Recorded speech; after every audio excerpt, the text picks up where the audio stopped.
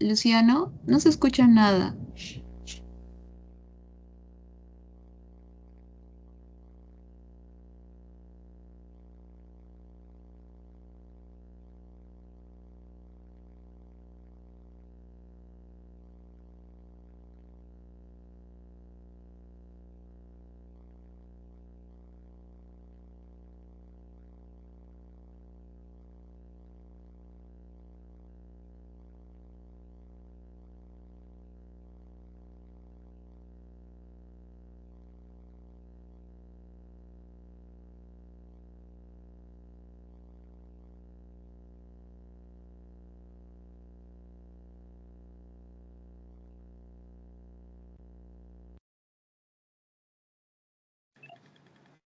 Ya listo.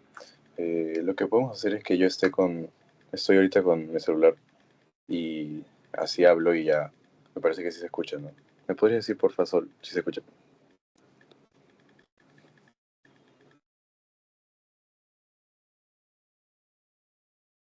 Oh, Luis, sí se me escucha bien Sí ahora. se escucha, pero antes no sé qué sonido era que se escuchaba, que era como tipo motor. Sí, sí, sí, también escucho Antes, algo. antes, no, Sí, sí, pero ya no, o antes ya nomás. no se escucha. Ah, ya, ya, perfecto. Ya pues, lo hacemos así entonces. Eh, Como les mencionaba entonces, vamos a empezar con la clase. Y lo que les estaba diciendo era que básicamente el tracto gastrointestinal en su fisiología tiene un circuito, tiene un funcionamiento sinérgico. Es decir, que lo que vamos a ver, por ejemplo, lo que ya han visto en la fisiología gástrica, va a continuarse con la fisiología, por ejemplo, del hígado, del páncreas, en el colon, etcétera, ¿no? Entonces, no nos basta solo con saber perfecto lo que es la fisiología, por ejemplo, gástrica, si es que no sabemos cómo continúa más adelante, ¿no? Todo es un proceso, todo tiene que ser un circuito completo. Y con lo que respecta a esta asesoría, vamos a ver lo que es el hígado. Me parece que mi compañera Elsa era la que iba a mencionar una segunda parte de lo que era gastro, porque todavía falta parte de lo que es digestión por parte de la boca y las partes más iniciales. Digamos que el hígado se encarga del metabolismo y de procesos más tardíos en lo que es el consumo de alimentos. Entonces, también les hago saber que sería muy bueno que presten atención a la asesoría que dé mi compañera porque va a ser muy importante para entender mejor incluso esta parte, ¿no? Bueno, con lo que tenemos del hígado, hay que entenderlo primero viendo lo que tiene como características generales, digamos, ¿no? Tiene varias cosas importantes que hay que tener en cuenta. Primero, la microcirculación es el 25% del gasto cardíaco. Por ejemplo, nosotros ya sabemos que el gasto cardíaco está aproximadamente en 5 o 6 litros. La circulación que le llegaría al hígado debería ser aproximadamente 1,5 litros de lo que ingresa constantemente. El volumen de sangre, ¿por qué es tanto? ¿Por qué hay tanta circulación? Porque tenemos un aporte de tanto venoso como arterial. Unos 3/4 por la vena porta, que está, que es producto, que es el resultado, digamos, el drenaje de las mesentéricas, de las esplénicas y de las coronarias, y la arteria hepática en 1/4, ¿no? Que es el 25%, que también le estaría aportando el volumen. Tenemos esta doble circulación, ¿no? Cuando hablamos de concentración de oxígeno, ambos aportan la misma cantidad de oxígeno aproximadamente. Ahora, el hígado en sí, digamos que es un solo órgano, pero tiene diferentes segmentos, como lo vimos en anatomía, y cada segmento tiene su propia función. Es decir, que cada segmento por sí mismo podría producir la función hepática sin necesidad de que tenga que estar en contacto con los demás. ¿Por qué? Porque cada uno tiene una triada portal, que está conformada por la arteria hepática, la vena porta y una vía biliar. Ahora, ¿por qué es importante saber que tenemos 8 segmentos y que estos 8 segmentos son independientes? Por ejemplo, hay que tener en cuenta que es muy importante considerar el hígado cuando se trata de trasplantes, cuando se trata de daño hepático, porque tienen mucha capacidad de recuperación, de regeneración, de una función preservada. Y esto se da precisamente porque tenemos 8 segmentos, los 8 funcionales y los 8 independientes, que son capaces de actuar y producir la función hepática, ¿no? Digamos que, por ejemplo, tenemos una lesión del hígado, un hígado graso, una fibrosis hepática. Para que ésta progrese a la cirrosis hepática, que es un paso más adelante de lo que es el daño hepático, tiene que haber un daño muy sustancial. ¿Y por qué tiene que ser muy sustancial? Porque tenemos, como le menciono, 8 segmentos independientes y funcionales cada uno. Por ende, no va a haber tanta sensibilidad al daño, ¿no? Como podría darse, por ejemplo, en el corazón, donde basta con que una válvula esté afectada como para que toda la función o gran parte de la función cardíaca esté alterada, ¿no? En el caso del hígado, tiene 8 segmentos que funcionan independientemente. Ahora, estos 8 segmentos tienen cada uno una triada portal. Como les mencioné, arteria hepática, vena porta y vía biliar. Entran a la triada portal, o sea, digamos, entran al segmento la arteria hepática y la vena porta. ¿A qué me refiero con que entra? Que son los que van a ingresar o aportar este volumen sanguíneo.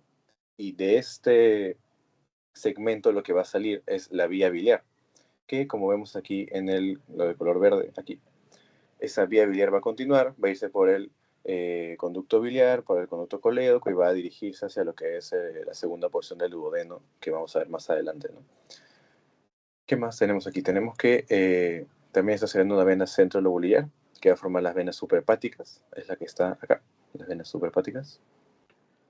Y como les mencioné, cada uno es independiente en drenaje biliar y irrigación aferente, lo que permite mantener la funcionalidad intacta después de la recesión de un segmento vecino.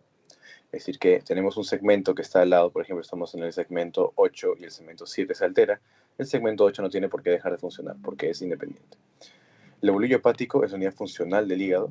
Estas células, que son un conjunto de hepatocitos, van a llegar a las triadas portales. Tenemos 8 lobulillos, como les mencioné, 8 segmentos. Estos hepatocitos juntos forman las funciones hepáticas, metabolismo, desintoxicación, secreción de bilis, etc. La sangre viene de la triada portal, lo vemos aquí arriba a la derecha. La sangre viene de la triada portal, específicamente viene por el aporte, como les mencioné, un 3/4 de la vena porta y 1/4 por la arteria hepática. Y esta discurre entre los hepatocitos, como lo vemos aquí, para que confluyan en la vena central, ¿no? La vena central que se encuentra aquí, aquí también la podemos ver. Confluyen en la vena central y esto va a formar las suprahepáticas, acá también se ve en esta imagen, la vena central, luego las venas suprahepáticas, y luego se dirige al corazón, ¿no? Porque esto ya se convierte en lo que sería la vena cava, y ya la vena cava ya se dirige hacia el corazón, ¿no? La sangre discurre de la triada portal entonces hacia la vena central a través de los sinusoides hepáticos. Me parece que en esta imagen, acá están las imágenes, esos son los sinusoides, que es una especie de conductos, ¿no? Por el que pasan todas esos aportes sanguíneos que vienen a partir de las diferentes arterias y venas. En estos sinusoides hepáticos tenemos las células de Ito o células estrelladas, es lo mismo, es un sinónimo, que van a controlar la apertura o cierre de la ventana. ¿Ok? O sea, el cierre del sinusoide, que es un conducto, o su apertura, está determinada por las células de Ito. Estas van a permitir que, por ejemplo, cuando necesitamos mayor aporte, se abre, necesitamos mayor comunicación. Si no necesitamos esto, se va a cerrar. ¿Ok? Estas células de Ito se encuentran entonces en el espacio de Dice. ¿Ok? El espacio de Dice. Y, como les digo, están actuando en función a la apertura o el cierre de lo que es el sinusoide, que es este conductor acá. Como dice acá abajo en el primer punto, la ventana se abre por producto de la función de la célula de Ito para aumentar la comunicación o la función y el metabolismo de los hepatocitos, ¿no? Que intenta conectar el hepatocito y el sinusoide. Si queremos lo opuesto, lo que va a hacer la célula de Ito, la célula estrellada, va a ser fomentar su cierre.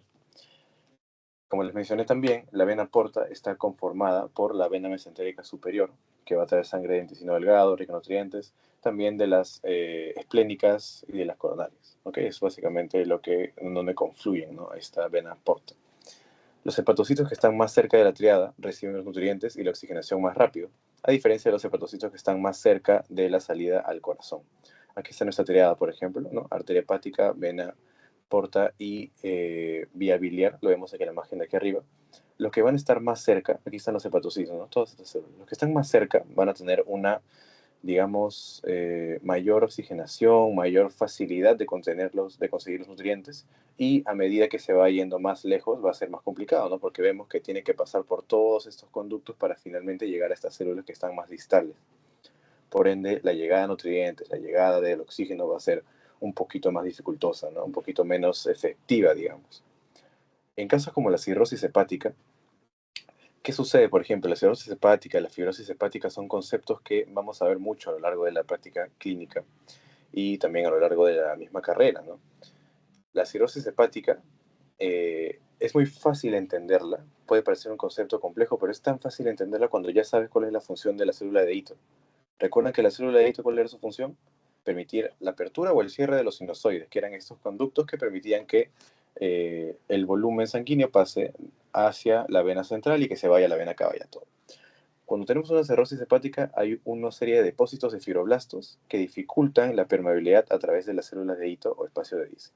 Básicamente lo que pasa en la cirrosis hepática es que por diferentes razones, como llamamos inflamación, lesión hepática, alteraciones de metabolismo, etc., se produce depósitos de fibroblastos a partir de las células de Ito que hacen que se cierre mucho este conducto y como se cierra mucho el conducto hay un menor aporte de oxígeno, menor aporte de nutrientes, etc., y acaba en una cirrosis, ¿no? Una cirrosis hepática y este daño hepático. Es tan sencillo como eso, ¿no? Básicamente, la base de la cirrosis hepática es la función de las células de Ito y en este caso está alterada, ¿no?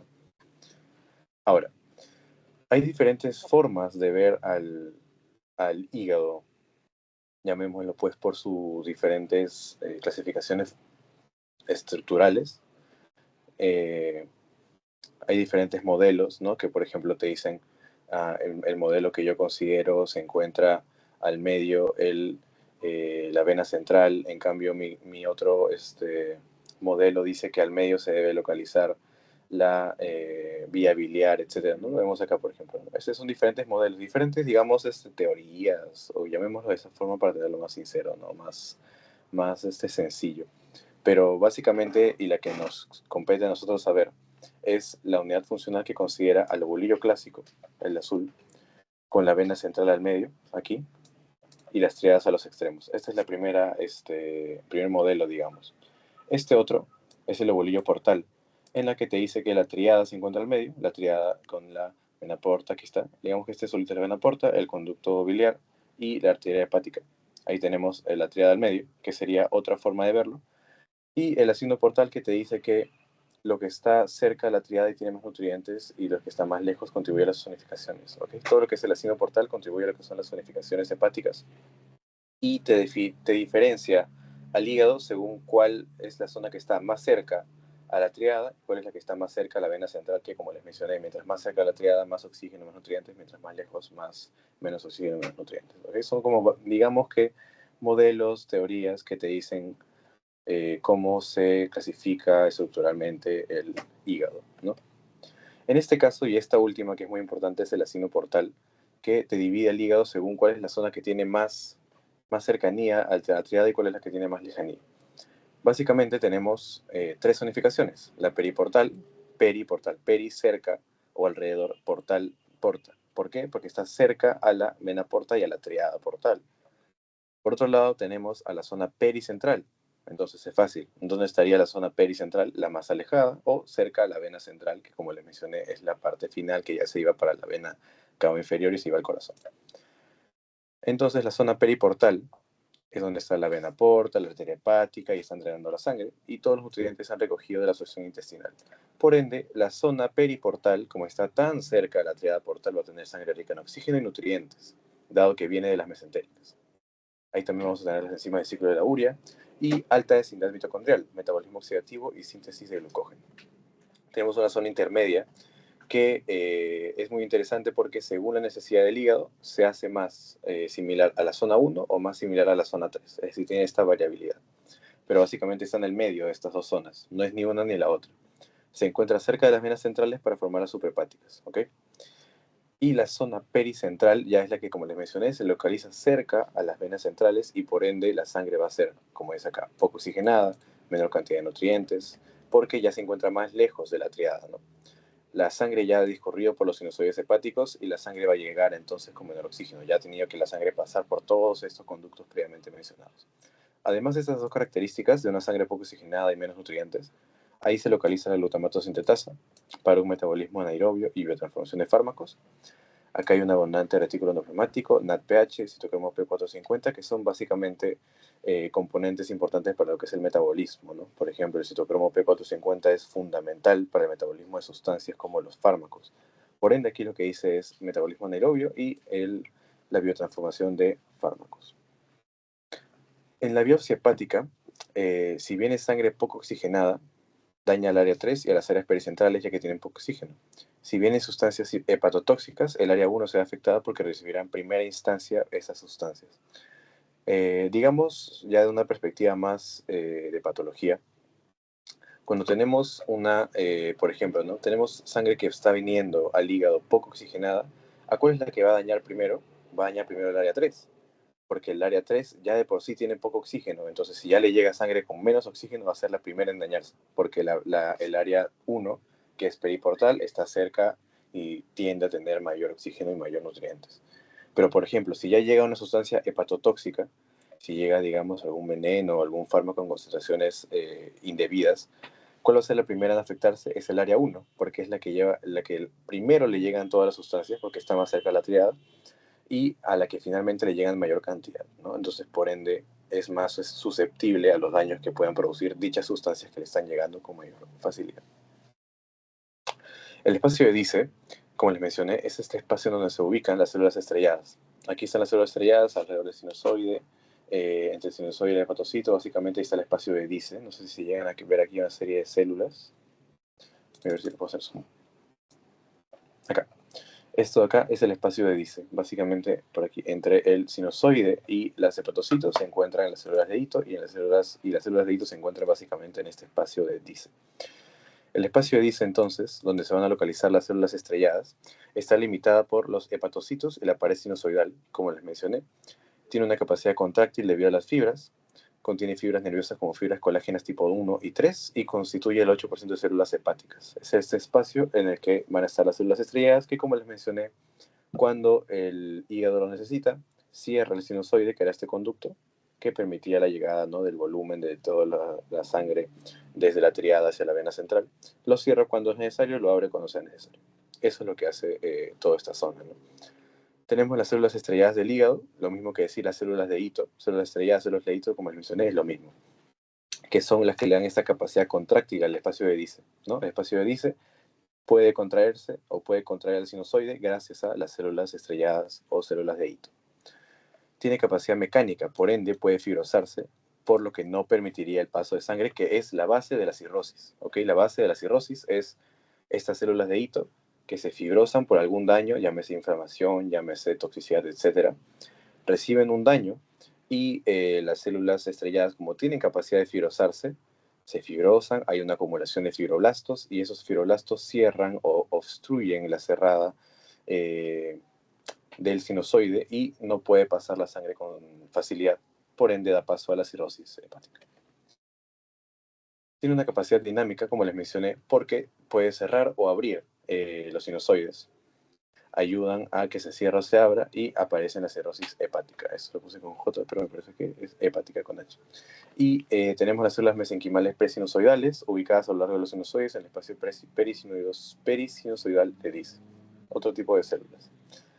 Las células estrelladas del hígado, como les mencioné, tienen una mesosis retinoide, tiene también la capacidad de la remodelación de la matriz extracelular y la síntesis, producción de proteínas, etc., ¿no? Pero básicamente con lo que quiero que se queden es que las células estrelladas del hígado o células de hito, su función es la vasoconstricción, vasodilatación o apertura cerrada de lo que es el conducto sinusoidal. Las funciones hepáticas son varias, pero a las que nos compete esta clase básicamente son las funciones que están más relacionadas a lo que es la digestión.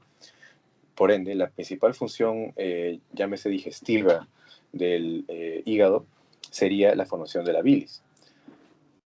Al sentido contrario de la sangre se forman los canalículos biliares que originan la vía biliar para ser secretada la bilis. ¿Okay? La bilis, como recordamos, en la tríada portal tenemos que entran la arteriola hepática y entra la vena porta. Y de ahí sale, porque estamos entrando, la que sale es la vía biliar, ¿no? La vía biliar entonces sale, es secretada la bilis, y como les mencioné, la vía biliar salía por aquí, por el conducto por la vía biliar, conducto colédoco, se iba para la segunda porción del duodeno y salía y se liberaba finalmente en este espacio. ¿Qué contiene la bilis? ¿Por qué es útil que esta bilis sea liberada? Contiene bilirrubina, ácidos biliares, colesterol, cloro, toxinas, fosfolípidos y agua. Cuando hay mucho estímulo puede regresar retrogradamente hacia el estómago y causar una gastritis alcalina. Ojo, eso es importante en temas más ya de una enfermedad, por ejemplo la gastritis alcalina, en donde la bilis normalmente es liberada al intestino, ¿no? Como les mencioné, la bilis por estímulo de la colecistoquinina hace que se contraiga la vesícula, que es este espacio que almacena la bilis.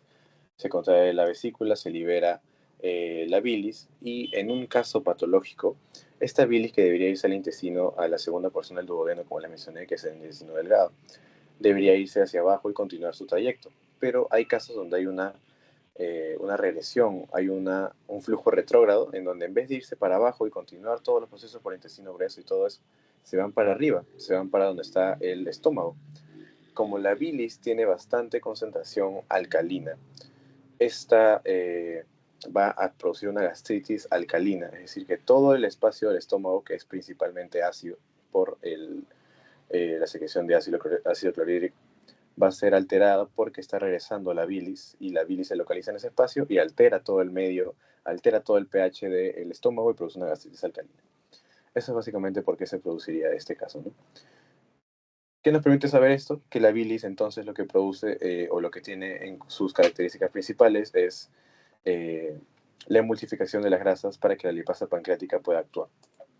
Básicamente lo que hace la bilis es que, o su función digestiva principal, es todo lo relacionado a lo que son las grasas. Las emulsifica, básicamente, o a grandes rasgos las prepara, para que las lipasas pancreáticas, que son unas enzimas del mismo páncreas, cuya función es degradar a las grasas hasta su forma más básica, digamos, sea más sencillo. Básicamente les deja o les dan asistencia para que ya la lipasa pancreática degrade y acabe de cerrar todo este proceso de las grasas, ¿no? Entonces se multiplican las grasas para que luego llegue a la lipasa pancreática y actúe y listo, se dé la digestión de las grasas. Por otro lado tenemos la bilirrubina. La bilirrubina básicamente es un componente de la bilis que tiene todo un proceso, todo un resultado. Básicamente es el resultado a grandes rasgos de lo que es la sangre, los glóbulos rojos. Eso no se encuentra acá, me parece, pero igual se los menciono. Los glóbulos rojos tienen un metabolismo en donde ya a los 120 días de su vida, ¿no? Tienen una vida media de 120 días los glóbulos rojos. Una vez ya llegan hasta el final de su vida, llegan al vaso y el vaso los elimina, digamos, ¿no? El producto de eliminación o el producto de desecho de digamos, la sangre de esta glóbulos rojos es la bilirrubina, pero es la bilirrubina indirecta. Esta bilirrubina indirecta o no conjugada llega al hígado por toda la circulación, por todo el proceso, y una vez llega al hígado, ahí se convierte en la bilirrubina directa o conjugada, ¿ok? Y aquí es lo que dice, ¿no? En el hepatocito se une al ácido glucurónico y a través de la UDP se convierte en bilirrubina, la no conjugada, la que les mencioné que es el producto directo de la destrucción o la lisis del glóbulo rojo. Esta bilirrubina no conjugada o indirecta, que es sinónimo, se convierte ya a bilirrubina conjugada o directa, que es su última, digamos, su último paso, ¿no? Su última transformación, la bilirrubina conjugada. Al menos a nivel hepático, ese ya es a lo que se acaba convirtiendo, ¿no? Porque luego se acaba continuando todo su proceso a nivel del colon, que ya lo veremos más adelante, pero con lo que nos corresponde ver ahorita es que la bilirrubina primero es indirecta, producto de, como les mencioné, la degradación de los glóbulos rojos, llega por toda la circulación y llega al hígado, y en el hígado la bilirrubina indirecta se convierte en bilirrubina directa por la enzima UDP, ¿ok? Eso está en el hepatocito específicamente. Y también cabe destacar, como les mencioné, bilirrubina indirecta es sinónimo de bilirrubina no conjugada. Por eso acá dice BNC, bilirrubina no conjugada, bilirrubina indirecta, lo mismo. Que se convierte, como les mencioné, por la UDP en la bilirrubina conjugada o bilirrubina directa. Sinónimos también. Finalmente, la bilirrubina conjugada pasa al intestino delgado, específicamente la segunda porción duodenal, ya siendo parte de la bilis, ¿no? Porque como le mencioné, la bilis llega a esta segunda porción duodenal y ejerce su función a través de la bilis y es detectada ya cuando llega a nivel del colon. La flora bacteriana va a formar urobilinógeno. Con esta misma bilirrubina conjugada, en el colon, ya cuando llega al colon y continúa todo ese tracto gastrointestinal, llega al colon y el colon tenemos a la flora bacteriana que convierte a la bilirrubina conjugada en urobilinógeno. Este urobilinógeno tiene diferentes compuestos, digamos. Tenemos a la estercolina y a la urobilina, que básicamente se encargan de darle el color a las heces y a la orina, ¿no? ¿Qué tenemos, por ejemplo, en diferentes alteraciones como el síndrome de Gilbert? En el síndrome de Gilbert tenemos el ácido glucurónico, que actúa con la UDP y que básicamente en una situación fisiológica, en una situación normal de un paciente sano, convertiría la bilirrubina no conjugada en conjugada, ¿no? ¿Se acuerdan? Pero en este caso no la convierte en bilirrubina. El ácido glucurónico no la convierte en bilirrubina, por ende se produce la ictericia. ¿Ok? Es un síndrome, hay varios síndromes en los que hay alteraciones de todas estas enzimas, donde hay acumulación de bilirrubina y se produce la ictericia. Antes de seguir viendo las vías biliares, quería mencionarles que la ictericia, si es que aún no tienen bien conocido el tema, la ictericia era esta localización de un color amarillo en las escleras del ojo. O sea, los ojos tenían un color amarillo, ¿no? Esto se ve mayormente, por ejemplo, en pacientes o sea, se ve más que nada en África, también se ve en nuestro país, pero hay un gran problema con la ictericia en específicamente los países de África, ¿no? Que vemos a estos niños que tienen los ojos amarillos, bien amarillos, y básicamente es porque en los ojos hay una proteína que se llama la elastina, y en la elastina se localiza la bilirrubina cuando está muy elevada. Y en el caso de la ictericia es básicamente por un aumento de la bilirrubina. Tenemos una bilirrubina muy elevada que se localiza en diferentes partes del cuerpo, se pueden ver en los ojos, también en la piel. Hay gente que tiene la piel muy amarilla, que es básicamente por un síndrome ictérico. Y esto se representa o se refleja, entonces ya tenemos la idea aprendida, tenemos el foquito de que, ya, esto es por una alteración a nivel hepático, ¿no? Porque yo me acuerdo que se me explicó que la ictericia es porque hay mucha bilirrubina, y si hay mucha bilirrubina, hay alguna parte del metabolismo de la bilirrubina en donde esta, en vez de degradarse, en vez de transformarse, en vez de convertirse, se mantiene como está y se acumula, y se produce la ictericia. Bueno, ahora sí, continuando con las vías biliares. La secreción de la bilis va a ser secretada a las 24 horas del día a razón de litro a litro, y de litro o litro y medio, hacia las vías biliares. Como no tienen un uso porque no hay digestión a las 24 horas del día, se van a guardar en el órgano hueco conocido como la vesícula biliar. Claramente que esta bilis, a pesar de que se continúe, o sea, tenga una producción continua, no necesariamente es que seguida veces va a ser liberada en el intestino, porque no siempre el cuerpo está en proceso de digestión y en proceso de digestión de grasas. Entonces tiene que tener un espacio donde acumularse. Es la vesícula. Ahora, siempre se pregunta esto en práctica, en seminario también, que si es que la vesícula biliar es la que produce la bilis, y no. Efectivamente ya vimos que la bilis se produce en el hígado. Entonces, lo que pasa entonces en la vesícula biliar es mera acumulación, mero almacenamiento, ¿no? Y que cuando sea necesario, por la colecistoquinina, como les mencioné, se cerraba o se apretaba esta vesícula biliar para que se libere toda la bilis que tenía dentro. Pero no tiene una función de producirla per se, sino que simplemente la acumula. Su mucosa va a resolver agua y va a hacer una concentración de hasta 20 veces esta bilis para ser utilizado cuando se den los estímulos de la CCK, la colecistoquinina, para su secreción, ¿no? Como les mencioné, se concentra la bilis, es capaz de concentrarse bastante. Esa es más que nada la función de la vesícula biliar, almacenarla y concentrarla, que esté bien concentrada, y que una vez que llegue el estímulo de la colecistoquinina, produzca la contracción de la vesícula para que se cierre, se apriete básicamente y que salga todo su contenido, que es la bilis. Como vimos, aparte de la función de la formación y secreción de bilis, otra función hepática sería el metabolismo de nutrientes, que no se va a hacer más énfasis, al igual que la digestión de drogas, síntesis de proteínas, sistema inmunológico hepático. Y ya, aquí sí me quiero detener. Tiene una detoxificación y eliminación de productos. En el hígado, en cuanto a lo que son los metabolismos, tenemos dos fases. Una primera fase y una segunda fase, fase 1, fase 2. ¿Cuál es la diferencia entre las dos fases? Las reacciones químicas que se producen en cada una de ellas. ¿Por qué? En la fase 1 tenemos principalmente las reacciones químicas que vemos ahí, oxidación e hidroxilación. Hay varias más, son un montón, pero las principales son oxidación e hidroxilación y solamente se dan en la fase 1. Estas están determinadas mediante el citocromo P450, que era, como les mencioné, este componente que se encarga bastante de lo que es el metabolismo de, por ejemplo, los fármacos, de las sustancias, etc., ¿no? Entonces, esta es la primera parte, la de fase 1, oxidación y hidroxilación, citocromo P450. Y en la fase 2 tenemos la conjugación, en donde actúa el ácido glucurónico, el sulfato, aminoácido, glutatión. Es la conjugación. Entonces, en la fase 1, oxidación y hidroxilación, y en la fase 2, conjugación, ácido glucurónico, sulfato, aminoácido, glutatión. ¿Por qué es importante saber esto? Como sabemos, cualquier sustancia que es metabolizada en el hígado, tiene que pasar por estas fases, ¿no? Fase 1 y fase 2. ¿Qué pasa, por ejemplo, si tenemos un paciente hepático con alteraciones en la fase 1? Pues no va a tener una oxidación, una hidroxilación. ¿Qué podemos ver, por ejemplo, en un paciente que tiene, mayormente los pacientes de alta edad, no tienen un metabolismo de fase 1? O sea, la reacción de fase 1 es muy susceptible al aumento de la edad. Una persona más longeva tiene mayores alteraciones a ese nivel. Entonces lo que vamos a ver va a ser mayor reacciones de fase 2. Dicho esto, ¿por qué es importante, por ejemplo, saber esto? Cuando estén en fármaco, van a ver fármacos que tienen un metabolismo más predominante de una u otra fase, ¿ok?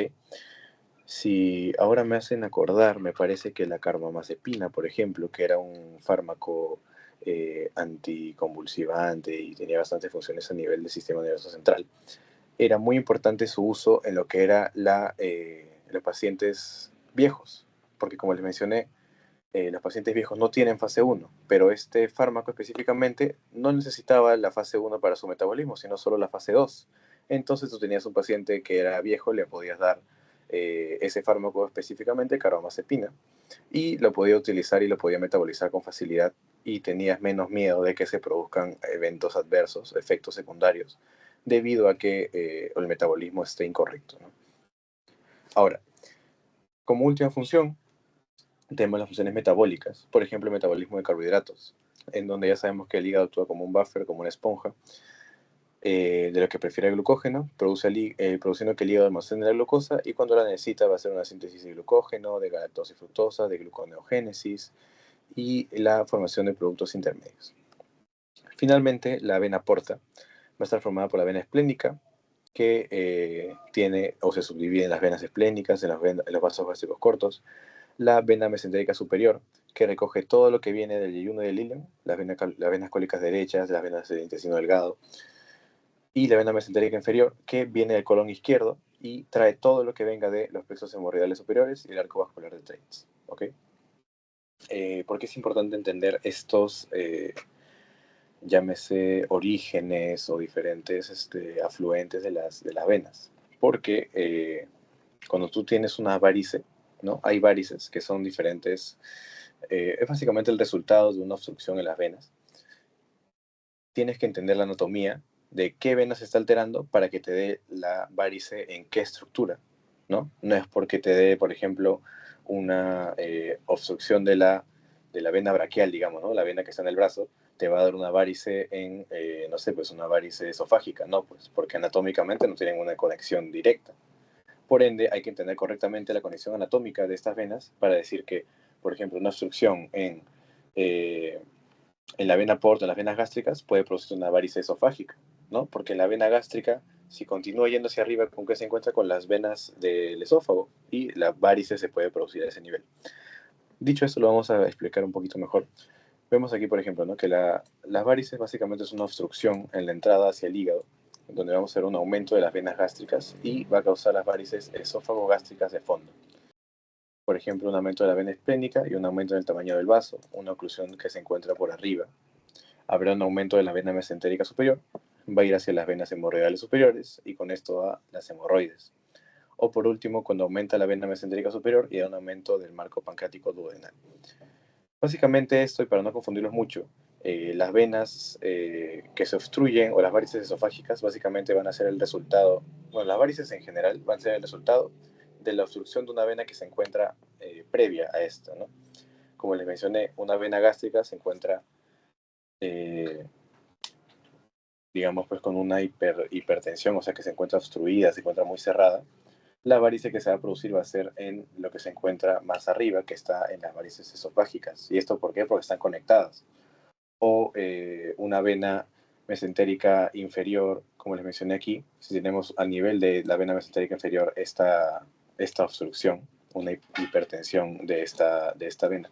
Si está obstruida, ¿dónde se va a ver la alteración? A nivel del plexo hemorroidal superior. Igual como les mencioné, en la vena mesentérica superior, si se produce a ese nivel, va a haber una alteración a donde, a nivel del seno delgado, a nivel de las cólicas derechas, etc., ¿no? Básicamente es eso. La obstrucción en la parte de abajo, en la vena esplénica, no tendríamos las varices esofágicas. Desaparecen las demás duodenales mesentéricas superiores, pero sí persisten el vaso grande de las hemorroides, que es lo que vemos de un punto de vista clínico, ¿no? Todo este tema de las varices y todo el tema de las venas, que no necesariamente lo van a ver ahora y no tendrían que hacerle un especial énfasis en entenderlo, porque eso ya es más, más adelante en fisiopato o supongo que en la parte clínica. Lo que sí es importante es entender este tema, ¿no? De que básicamente donde se altera una vena o donde se obstruye una vena, va a verse reflejado su alteración o una varice en la vena que le corresponde a esta primera vena alterada, ¿no? Una vena gástrica va a tener una relación o una varice en las varices esofágicas, ¿no? Porque tienen esta conexión. Eso es básicamente lo que les corresponde entender. Y también que la detección es por la ecografía Doppler, pero les recomiendo que su principal enfoque sea en las primeras partes, ¿no? En todo lo que es la función hepática más que nada, y ya cuando lo entiendan bien, le hagan un especial énfasis en lo que era la parte más patológica, ¿no? Pero no es necesariamente lo que les corresponde por ahora ver. Y ya como resumen, como les mencioné, una hipertensión portal, por ejemplo, las venas gástricas causaría varices esofágicas, por ejemplo, que es el caso más común, e incluso las varices esofágicas cuando tiene hipertensión portal es el primer signo clínico, ¿no? Tú tienes un paciente que tiene las diferentes características de una hipertensión portal y aparte tú ves o principalmente ves que viene tosiendo sangre porque tiene varices esofágicas, esto ya es un gran signo de que puede tener una hipertensión portal, ¿no? Ahora, eso sería todo con respecto a la fisiología hepática. Les he preparado unas preguntas para que se puedan ver acá. Aquí tengo preguntas, acá están. Ya. La estoy dejando así para que la puedan ver. Voy a decirla una por una. Espero que piensen bien la pregunta y cuando pase un tiempo voy a quitar este cuadradito rojo que dice la respuesta correcta. Primero, ¿qué tipo de célula hepática se encarga de la fagocitosis en el hígado?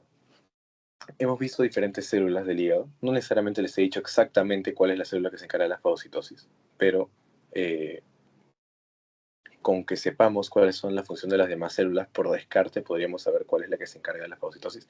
E incluso si lo han visto, por ejemplo, en inmuno, también tenemos, ahí sí se hace bastante énfasis en estas células que son las encargadas de la fagocitosis. Entonces, yendo uno por uno, tenemos en diferentes opciones a la célula de Ito, la célula estrellada. Ya sabemos que estas dos células no tienen nada que ver con la fagocitosis e incluso son sinónimos. Las células de Ito y estrellada significan lo mismo. Y ambas, ¿qué es lo que hacían? Su función era básicamente la constricción o dilatación del sinusoide para que pase todo este volumen sanguíneo. Entonces, esas no son ni la A ni la E. ¿El hepatocito se encarga de la fagocitosis en el hígado? No. El hepatocito era la unidad funcional del hígado. Por ende, no solo su función es la fagocitosis, su función es todas las funciones que comprenden al hígado mismo, ¿no? Por otro lado, la célula endotelial está separada de lo que es una función inmunológica como la fagocitosis. Por ende, nos quedaría únicamente la célula de Kupffer, que básicamente es la respuesta correcta. La célula de Kupffer es como se diferencia un macrófago. O sea, un macrófago, si recuerdan lo que es un macrófago, que es una célula presentadora de antígenos o que tiene también funciones de fagocitosis. El macrófago, una vez llega al hígado, no se sigue llamando macrófago, sino que se diferencia a célula de Kupffer y es básicamente lo que se encarga de la fagocitosis a este nivel. Ahora, ¿qué segmento hepático recibe más rápido los nutrientes y oxígeno? Tenemos zona 1, 2, 3, 4 y 5. Aquí tenemos una primera acotación, que no existe zona 4 y 5, solo hay zona 1, 2 y 3. Por ende, ahí ya podríamos sacar dos respuestas que ya no son, ¿no? Ni la E ni la E. Tenemos la zona 1, 2 y 3. ahora vamos a ir viviendo una por una. La zona 1 se llamaba zona periportal, que estaba cerca a la triada portal. La zona 2 se llamaba zona intermedia, que no era ni zona 1 ni 3, pero podía convertirse en cualquiera de las dos dependiendo de las necesidades. Y la zona 3 era la zona pericentral, que estaba más cerca de la vena central. Por ende, ¿cuál recibe más rápido los nutrientes y el oxígeno? Sería la zona que está más cerca a la triada portal, a donde viene este aporte sanguíneo. Por ende, la respuesta correcta sería la zona 1, ¿no? La zona periportal. Luego, ¿cuál es la estructura que conecta los hepatocitos con la circulación central en el hígado? ¿Cuál conecta el hepatocito con la circulación central en el hígado? Recordemos que era una serie de conductos. Para darles pistas, eran unos conductos que tenían unas células que se llamaban células de Ito, células estrelladas, que dependiendo de las necesidades del hígado se cerraban o se abrían. ¿Dónde se localizaban estas células de Ito? También llamado el espacio de Dice, ¿no? También está en el espacio de Dice. ¿Dónde se localiza el espacio de Dice? ¿Qué contiene las células de Ito? Vemos la respuesta y son los sinusoides. Ahí está. Son los sinusoides, ¿no? Los que conectaban al hepatocito con la circulación central en el hígado. Vamos a verlo en la imagen para que acá están, ¿no? Los sinusoides conectaban al hepatocito, a las células, con la vena central. Luego, ¿en qué zona del hígado se lleva principalmente a cabo la biotransformación de fármacos? Esa es una buena pregunta. También habíamos visto ese tema, ¿no? Teníamos que la biotransformación de los fármacos era principalmente por lo que era la enzima o la serie de enzimas de citocromo P450. Entonces, en este punto, donde se localizaba este citocromo P450, que era para la biotransformación de fármacos, es que se producía este metabolismo de los fármacos. Recordemos entonces que zona 4 y zona 5 no existen, entonces la respuesta entraría entre la zona 1, 2 y 3. Como lo vemos aquí, acá está. El metabolismo de fármacos, como les mencioné, se localizaba principalmente donde estaba el citocromo P450 y ese está en la zona 3 o pericentral. Y otra cosa es que también tenía lo que era el metabolismo anaerobio, ¿no? Acá está, zona 3. Luego, ¿cuál es el principal componente de la bilis que constituye a la emulsificación de las grasas? Esa también es una buena pregunta. Recordemos que la bilis tenía varios componentes, pero había uno que era específicamente el encargado de que era la emulsificación de las grasas. La respuesta correcta era los ácidos biliares. ¿Ok? Los ácidos biliares eran los que finalmente emulsificaban las grasas para que llegue a la lipasa pancreática y que pueda degradar a las grasas finalmente. Y como última pregunta, sí, es la última, me parece que es, ya. ¿Cuál es la célula hepática que controla la apertura de las ventanas en el espacio de Dice, regula el paso de sangre hacia los sinusoides y los hepatocitos? Es una fácil, se las repito varias veces porque quiero que de verdad se acuerden de lo que es la función de la célula estrellada. No solo les va a servir para su final ahorita, sino que también les va a servir para los siguientes cursos, porque todo lo que es la gran parte de las enfermedades hepáticas es precisamente todo esto que es fibrosis hepática, cirrosis hepática. Y como les mencioné, la base de la cirrosis hepática es entender cuál es la función de la célula estrellada. Y esa es la respuesta, la célula estrellada. Listo, chicos. Eso es todo.